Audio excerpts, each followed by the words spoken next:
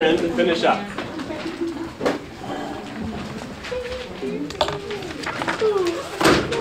I'll do it this way. Erase my pilot.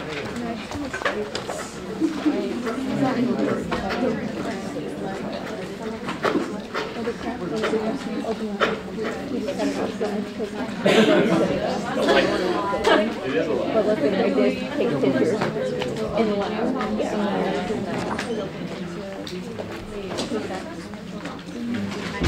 Thank you. Okay, so we're going to do this one together and learn some thoughts here. So, this male has all these symptoms: slow heartbeat, low blood pressure, blah, blah, blah. So what endocrine organ do you think is messing him up?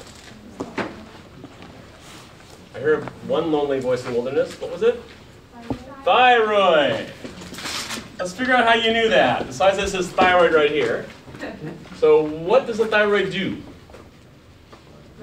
Metabolism. Metabolism meaning energy. So if I have metabolism problems, I'm going to have low energy, low speed. You know, it's like turning everything down. So this person has low heart rate, low blood pressure because they're running low on metabolism. They're slowing their body down. So then you have to learn this part. Primary or secondary disorder feature in helping professionals. You are required to understand the difference. So let's do that. Does anyone know what a primary disorder is? No one wants that. That's why I have a job. The thing that's causing all the other disorders. No.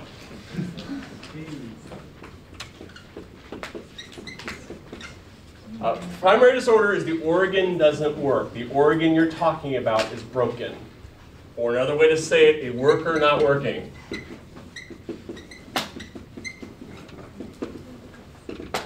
So if you fail this class because you don't show up, that's a primary disorder. You didn't do your job. Your job is to show up to class and study. So if you don't do that and you fail, that's a primary disorder. Okay? The thing that should work isn't working. So what do you think a secondary disorder would be then? The instructor's not, I'm a lousy teacher, right? So in secondary disorder is the management isn't working. That means wrong information, the wrong orders. So if you're flunking because I'm a lousy teacher, that's not your problem, that's my problem. I'm your manager, right? So if you're in the army and your general's an idiot, that's not your problem, that's the manager's problem. It's a secondary disorder. You're obeying the wrong orders. All right? So we have to look at this case study and see if it's a problem with the thyroid or problem with the orders to the thyroid. So look at this paragraph right here. Okay, we have high TSH. Who makes TSH? Or what makes TSH? Anterior pituitary.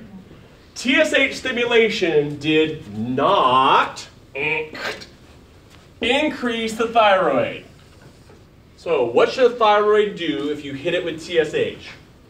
Increase. Should increase. But I yelled at it and it didn't do anything. So who's not working here? The organ. The organ is not working. You're yelling at it. It's not doing its job. So that means it's a primary disorder. The thyroid is not listening to my commands. You didn't study like I told you to. That's a primary problem. Right? So the thyroid is not responding to the management's instructions. The management is saying work, and it's not working. Does that make sense? So primary disorder is the thyroid itself is not obeying the instruction. All right? Let's do the feedback loop. All right. Let's do that. I'm going to show you a static picture first. Then I'll show you the animation picture second. Wait a minute, I just lost myself here. There we go. I just lost my picture. Where's it go? There it is. There. So if you remember this one from last week, this is showing the chain of command, we call it. Who talks to whom and what they say. So up at the top, we have hypothalamus. What type of hormones does it make? Releasing hormones. Give me product. The manager, anterior pituitary, says, I'll give you some product. Makes tropic hormones that go to the target organs. All right? So the CEO at the top is yelling to the middle manager in the middle to talk to the worker at the bottom. At PCC, the dean at the top, or the division head, is yelling at my dean to yell at me. All right, that's how that works here. Make sense? So then let's look at these arrows on the side. What do you think inhibition means? Turns it off. So what do you think would turn off an anterior pituitary? Too much or too little of the target? Too much. So if you think about it, when you're working really well, managers go away on vacation, right? Because you're doing your job really well. It's only when you don't work, they sit there and yell at you all the time, right? So when my target organ is working properly, management goes away. They shut off. They inhibit. When my target organ is not working enough, they turn on. Right? So this is a good old negative feedback system. So let's make a graph over here. Imagine that. Watch your eyes. Time. Which one should I pick? Metabolism. Okay, so we're going to do a graph of metabolism over time. So let's say you're like this person in the case study. Your metabolism is dropping. What part of your body doesn't think that's a good idea? Who makes the decision that that's a bad idea? It's on the screen at the top. The brain, the hypothalamus. The hypothalamus says, I want more metabolism, so I'm going to make more of what hormone? Look on the screen. Thyroid. TRH. So TRH would go up because I want more metabolism. That's going to yell at the pituitary to make more of what? TSH. The TSH is to tell the thyroid to make more of what? Thyroid hormone. T3, T4. There it goes. It's my time. So if you're not doing enough energy, the CEO yells at the manager to yell at you to produce more energy. So TRH, TSH, T3, they all go up to raise your metabolic rate.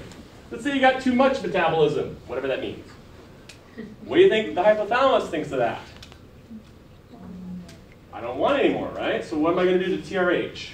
I'm going to decrease TRH because I don't need more. And what's that going to do to TSH? Decrease TSH. And what's that going to do to T3, T4?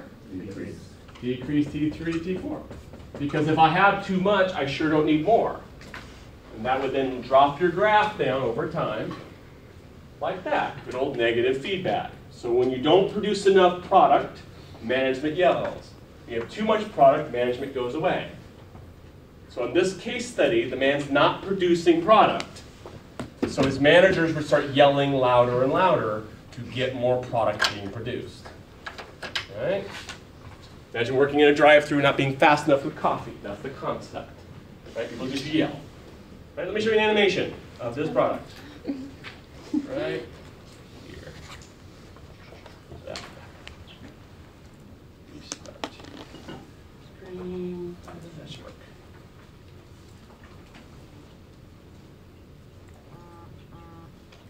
The hypothalamus initiates a chain of events that control the endocrine system. It releases hormones that trigger the anterior pituitary to release more hormones. These hormones, in turn, control a variety of endocrine organs, such as the adrenal glands. Although the hypothalamus drives the system, the hypothalamus is kept in check by a negative feedback loop. Let's look at a negative feedback loop using the hormones of the adrenal cortex as an example. So that would be the same system. It doesn't matter if it's adrenal cortex, the thyroid, any of the tropic systems would obey the same rules. Right? In response to stress signals, the hypothalamus releases corticotropin-releasing hormone, or CRH. CRH triggers the anterior pituitary to release adrenocorticotropic hormone, or ACTH. ACTH, in turn, triggers the adrenal cortex to release a steroid hormone called cortisol. Cortisol has many effects on different target organs in the body, but the primary one is to increase glucose in the blood. This sugar is an energy resource that allows the body to respond to physiological or psychological stress. In addition to acting on organs and tissues throughout the body, the hormones travel through the bloodstream back to the brain, where they inhibit the release of CRH. Without CRH, the anterior pituitary does not release ACTH. In addition to this effect, the cortisol also acts directly on the anterior pituitary to inhibit ACTH release. Without ACTH, the adrenal cortex stops releasing cortisol. This interaction is an example of a negative feedback loop.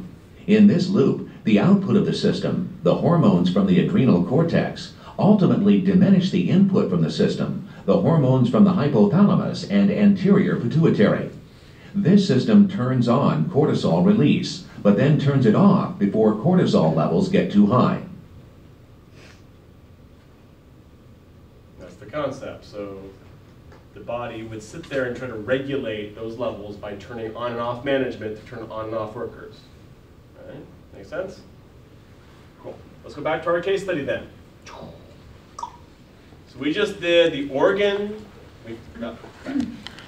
Primaries are in the feedback loop. That's what we just did on the board. The feedback loop, the TSH is going up because the worker's not working hard enough. So management just screams louder and louder and louder. All right? Makes sense? So tell me if there's a goiter for question 4. What is a goiter, say ye? None of you know what a goiter is. Thyroid growth? Thyroid growth. Your thyroid grows in your neck. Okay, so do you think his thyroid would be growing in this situation? Yes. Answers are yes or no. Yes. Say yes. Yes, it is. Why would your thyroid grow in this one? Let's look at what hormone's going up. What hormone is going up in this situation? And what does TSH do to your thyroid? It's stimulate. And when you stimulate something, what do they tend to do? They tend to grow. So as you yell louder and louder at the thyroid would grow bigger to compensate, to adjust.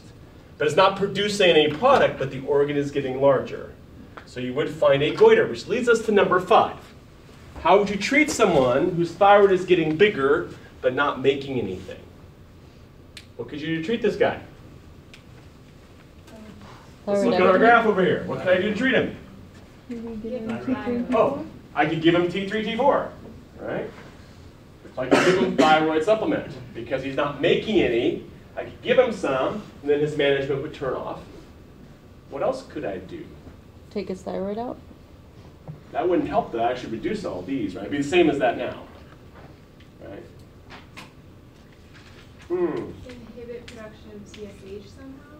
No, I could do that. That'd be really hard to do. Yeah. Tell you what, if you ever read like a thing of salt, they put something in salt to avoid this. Iodine. Let's talk about iodine for a minute. Does anyone know why you need iodine in your salt? So you don't get a goiter. So you don't get a goiter. So let's talk about what iodine is for. Iodine is how you make T3 and T4. So the thyroid gland is where you make it. Use iodine to actually fabricate the molecules. So what would happen if you didn't have any iodine? What would your thyroid do? It'd quit working because you didn't give me any raw materials, but I'd get bigger. So they used to call a lack of iodine, the goiter belt if you live somewhere where there's no iodine, like in Kansas. That's why they put it to salt. Or the trivia. Does anyone know what the 3 and the 4 stand for? Number of iodine. The number of iodines, triiodothyronine and tetraiodothyronine. How many iodines it takes to build them. So if I don't have any iodine, I can't make T3, T4. My organ doesn't work. Therefore, my management keeps yelling, trying to get more product that isn't there. That's why you eat your French fries once in a while, to get the salt, to get them iodine. Make sense? So you'd have a goiter because you couldn't make the T3, T4, but the thyroid keeps growing bigger and bigger and bigger to try to please management. Make sense? So if you have a goiter, you could give someone iodine, or you'd have to do some kind of supplement. So iodine would only work if that's why it Correct. was, okay. So if the thyroid would just need iodine, then that would work. If there's something wrong with the thyroid, then you'd have to do a supplement. So it depends on why. Either I can't make it from the iodine, or I'm not making because something's wrong with my gland. Make sense? Okay, so if that made sense, turn the page. A little different tack. Since half of your people that you're going to have in your life medicine are going to be diabetic, We're going to learn a little bit about diabetes, because it's the plague of America. So, Morgan, she's now a type 2 diabetic. Right? So now we got to figure out what makes someone a type 2 diabetic. So tell me what normal blood values for sugar are, teacher nurses. 80 to 120. I hear one lone voice in the wilderness. Yeah, 80 to 120. So usually it's less than 100. 90 to 105 is what people will quote you. But you want your sugar to be about less than 100. Right? Okay, so Morgan is a type 2 diabetic, so what do you think her sugar would be? Way over 100, right? So, if she has lots of sugar in her blood, why are her cells starving to death? Tell me what insulin does. Decreases your blood sugar. How does it decrease your blood sugar? Takes the sugar. Puts it in the cells. So let's review that. So insulin's job is sugar into cells. In and in. So if your insulin is not working, the sugar can't go into the cell. So where does it stay? In the blood. So you're going to have lots of sugar outside the cells and no sugar inside the cells. You're looking in the restaurant, but you're not allowed to eat. That's the logic here. So there's all this sugar, but it can't get into the cells, so they run out of sugar. What do cells do when they run out of sugar? They die, right? Or they have to burn something else. So we're going to compare and contrast the two types of diabetes, because there are two different versions of this disorder. They're not really related, right? So type 1 diabetes, when do people usually become a type 1? They're born with it. They're born with it, so birth or maybe childhood, usually before school age. Juvenile. Juvenile, they call it, child onset, early onset. There's lots of words for it, but you're born with it. Do you make insulin in type 1? No. No, you do not. Therefore, the cause of your diabetes is you don't make insulin. You cannot get the sugar into your cells. Therefore, treatment is Insulin. insulin shots. Very good. Or insulin pump. So since you don't have insulin, I'll give you some. Right? Make sense? So type 1 diabetics, people taking shots. That is not the same for type 2. When do people, well, until recently, when did people get type 2? Older. Adulthood. Now it's actually young as age 5 for some kids. It used to be called adult onset. Right? Do you make insulin? Yes. Yes, you do. That's the big difference. So in type 1, no insulin. Type 2, you have insulin. Therefore, the cause for type 2 is? Too much. Your cells. What was it? Insulin sensitivity. And yes, why are you insensitive to insulin? What went away? Receptors. Yes! Loss of insulin receptors. If you go back to your notes, remember insulin's a peptide, requires a receptor to enter the cell. Therefore, if I lose the receptors, I can't hear the insulin. So I'm making insulin, but your cells don't know it's there. Therefore, how do I treat you? Watch what you eat. How about that? Diet and exercise. Those two things no one wants to talk about. Right? I need to essentially reduce your blood sugar.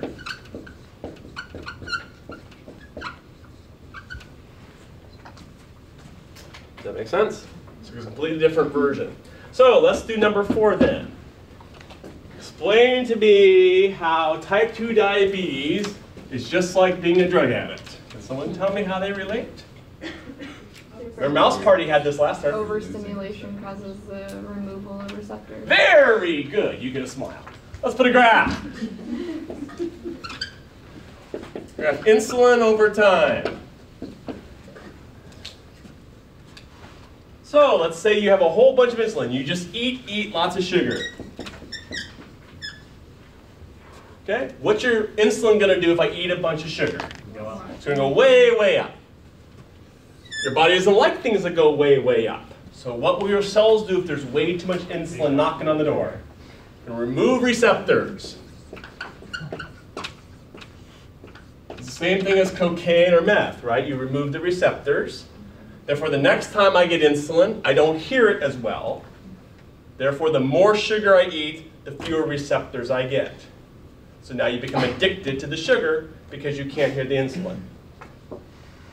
Type 2 diabetes is an addiction to sugar, basically, or insulin. Yeah. Can you talk about the different kinds of sugar, like glucose and fructose and... They're all the same to your cells. Okay. The difference is how quickly it spikes the blood sugar. So insulin models the spike in blood sugar. So the quicker sugar spikes, the more insulin you crank out in the shorter period of time. So sugars that take longer to enter the bloodstream reduce the insulin spike, so they cause less of an effect.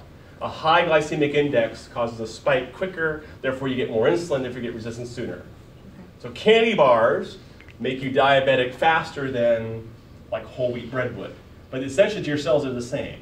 The difference is the timing, not this sugar itself. Sugar is sugar, your cells will convert them, so it doesn't matter. Make sense? Yeah?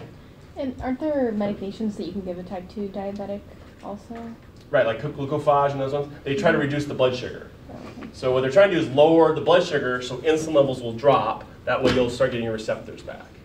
That's the logic of it. So, the more sugar you eat, the more receptors you lose. Right? So tell me why exercise is a good plan. What does exercise do to blood sugar? Uses sugar. So, how much insulin would you need if you exercise? You need less. So if I did exercise on my graph, hypothetically, it might look like this. So I eat my cookies and I run. My muscles will use up the sugar, so I need less insulin less often. Therefore, I don't remove receptors. So if you eat less sugar and you exercise more, you don't remove receptors. Imagine that. Make sense? That diet exercise thing. But the difference is I make insulin or I don't. Those are the two main categories. Make sense? So let's do number 6 then. You know this, I think, from the nursing home you work in. So Morgan has eye problems, glaucoma, she has kidney failure, she has nerve damage. Sugar doesn't actually do anything directly to your eye, your nerves, or your kidneys. So why is she having all these problems? It does. Was it? Blood pressure. Blood pressure, lack of blood flow. Why is her blood not flowing anymore? Thick with sugar. Was it? Thick. It's getting thicker. So is the osmolarity increased? Yes. So thickness or viscosity or osmolarity. So what you're doing is you're putting sugar in the blood that becomes syrup. How will the syrup flow on your plate? It doesn't, right? So it's harder for the heart to get the blood that's syrupy to places, like your kidneys, like your nerves. So where do diabetics always lose parts of their body? Where? Their feet, the furthest away from your heart. So my blood can't go, therefore those parts die, and then you basically crawl your way up your body from the limbs up. Right? So the sugar is causing your blood not to work, and therefore these organs start to die off. Right? Make sense? So you're starving them and reducing the blood flow to them. Yeah? So I know that the blood gets thick, but why Yes. not take an aspirin or like heparin, which would be an anticlot? Unfortunately, I won't change the plasma level very well. It'll change the clotting method. You either have to drink a lot of water, which will cause problems neurologically, or you have to get the sugar out of your blood. That's why diabetics who type 1 will drink a lot and be really skinny. It's because they're drinking a lot to basically get rid of this sugar, and they pee it all the time, right? So the problem is you can't really get the sugar out of the blood unless you pee it or drink more water or just not have it in there. The thinner would affect the clotting, but not directly the syrupiness. Make sense? Okay, and type 1, type 2? So supposedly, according to studies, half the United States is now type 2 or risk for type 2. So every other one of you is in this category. Right? Yeah? How does metabolizing fat and protein play into that? If your cells can't do sugar, they have to burn something else. You'll burn fat and protein because you can't get the sugar. So cells starve, they shift to what they call ketogenics. They burn everything else to stay alive. And so you burn your fat, you burn your protein, which causes ketone bodies to build up, which then go to your kidneys and cause problems. So the way you test for a diabetic, you test their pee, they'll have sugar and ketones because they're peeing out the sugar they can't use. They're burning their fat, so they're making ketones. So the body has to stay alive. It'll burn everything it can. It'll burn your muscles off to keep you alive. That's why type 1 is usually really skinny. You can't build muscle mass because you burn the muscles to keep alive. Okay. So it causes all sorts of metabolic problems because your body's burning the stuff it usually would save. Your body thinks it's wintertime and you haven't eaten for 3 months. It's just burning fat, burning protein, even though you're chomping on sugar. Make sense? Gloom and doom. Good. Okay, so we're going to move on to blood. We have a new topic here, so draw a line in your notes.